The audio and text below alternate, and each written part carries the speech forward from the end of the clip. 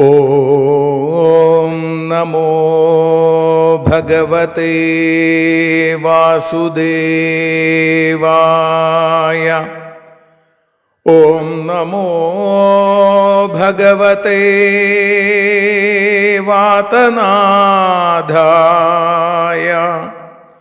ഓം നമോ ഭഗവതേ നാരായണായ.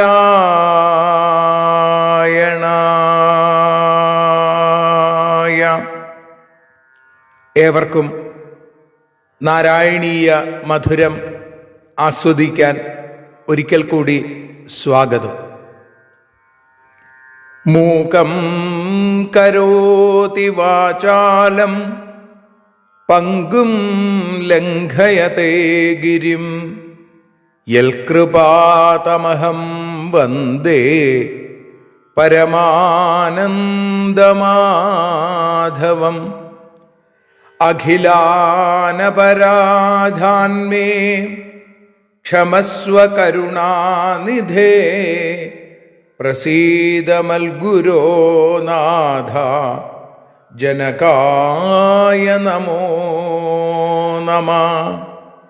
അഖിലാനപരാധാന്മേ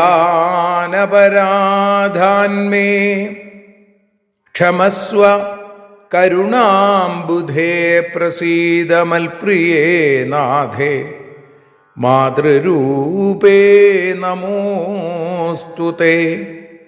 സദാശിവസമാരംഭാം ശങ്കരാചാര്യമധ്യമാം അസ്മദാചാര്യപര്യന്താം വന്ദേ ഗുരുപരമ്പരാം. നാരായണീയത്തെ പറഞ്ഞിടുമ്പോൾ നാരായണാഖ്യനെ നമിച്ചിടുന്നു. നാരായണൻ വായുപുരത്തിലീശൻ നാവിൽ നിറഞ്ഞെന്നെ തുണച്ചിടേണേ. മോക്ഷക്കടൽ ഭാഗവതം പ്രസിദ്ധം മെല്ലെ കടഞ്ഞു നവനീതമഹോ ലഭിച്ചു. മന്നിൽ നരന്നു ഹരിഭക്തി ലഭിക്കുവാനായി മേൽപുത്തുരേക്ക് സദയം ശുഭ സ്തോത്രകാവ്യം.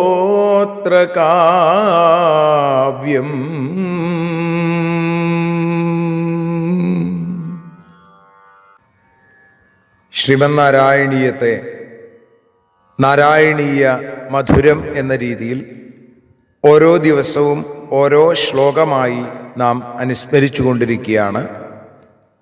ഇന്ന് പൊന്നിൻ ചിങ്ങമാസത്തിലെ തിരുവോണ പുലരിയിൽ ഈ അക്ഷരോപാസനയുടെ 238 ദിവസം 23 ദശകത്തിൽ 6 ശ്ലോകത്തെയാണ് നമ്മൾ വിചാരം ചെയ്യുന്നത്. പതിവ് പോലെ ആദ്യം ശ്ലോകം, പിന്നീട് അതിൻ്റെ അന്വയം, അർത്ഥം, വ്യാഖ്യാനം, വീണ്ടും മനനം എന്ന രീതിയിൽ ഒരിക്കൽ കൂടി ശ്ലോകം ചൊല്ലി, പിന്നീട് ഭാഷാഗാനമായ ശ്രീഹരിയം പാടി നമുക്ക് സമർപ്പിക്കാം. സ്തോത്രം ച മന്ത്രമപി നാരദതോധലബ്ധ്വാ തോഷായ ശേഷവപുഷോ നനുതേ തപസ്യൻ വിദ്യാധരാധിപതിതാം സഹി സപ്തരാത്രേ ലബ്ധ്വാപ്യകുണ്ഠമതിരന്വഭജൽ ഭവന്തം. അഥാ സാഹി നാരദത സ്തോത്രം ച മന്ത്രം അപി ലബ്ധ്വാ ശേഷവപുഷാ തേ തോഷായ നനു തപസ്യൻ സപ്തരാത്രേ വിദ്യാധരാധിപതിതാം ലബ്ധ്വാ അപി അകുണ്ഠമതി ഭവന്തം അന്വഭജൽ. അഥാ സഹി നാരദത സ്തോത്രം ച മന്ത്രമപി ലബ്ധ്വ.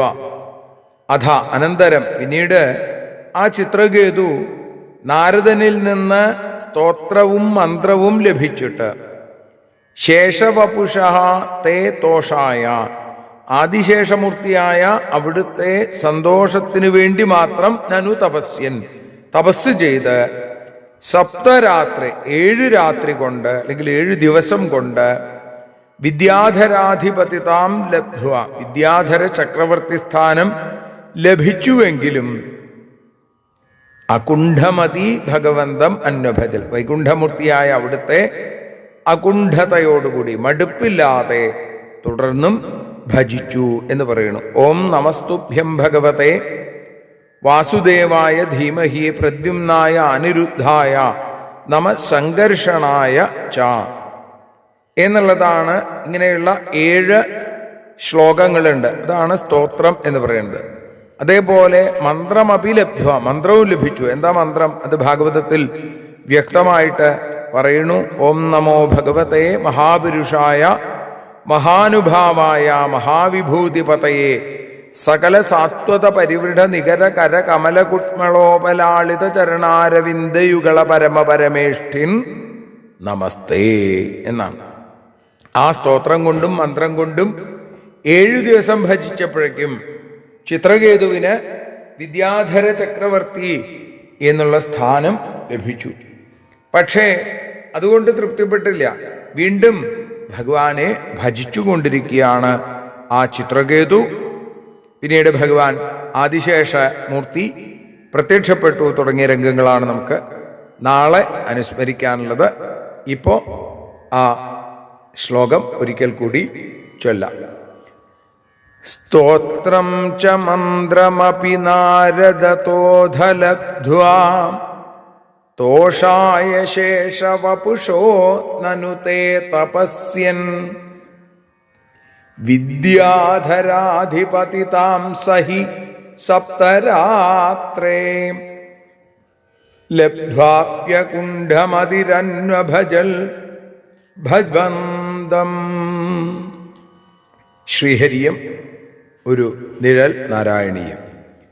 നാരായണ നാരായണ നാരായണ നാരായണ നാരായണ നാരായണ രാധാ ഗോവിന്ദ.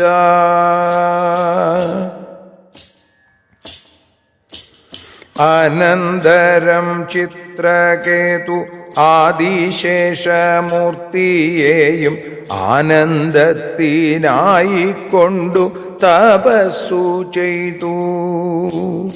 ആഴ്ചയൊന്നുകൊണ്ടു വിദ്യാധര ചക്രവർത്തിയായി അതിനുശേഷവും തപം തുടർന്നു പോന്നു. നാരായണ നാരായണ നാരായണ നാരായണ നാരായണ നാരായണ ഗുരുവാദേശ. കായേന വാചാ മനസേന്ദ്രിയർവാ ബുദ്ധ്യാത്മനാ വാ പ്രകൃതേ സ്വഭാവാൽ കരോമി യദ്യൽ സകലം പരസ്മൈ നാരായണായേതി സമർപ്പയാമി. സ്വസ്ത്യസ്തു തേ കുശലമസ്തു ചിരായുരസ്തു ഗോത്രാഭിവൃദ്ധി ധനധാന്യ സമൃദ്ധിരസ്തു ഐശ്വര്യമസ്തു ബലമസ്തു രിപുക്ഷയോസ്തു വംശേ സദൈവ ഭവതാം ഹരിഭക്തിരസ്തു. സർവത്ര നാരായണ നാമ സങ്കീർത്തനം. നാരായണ നാരായണ നാരായണ.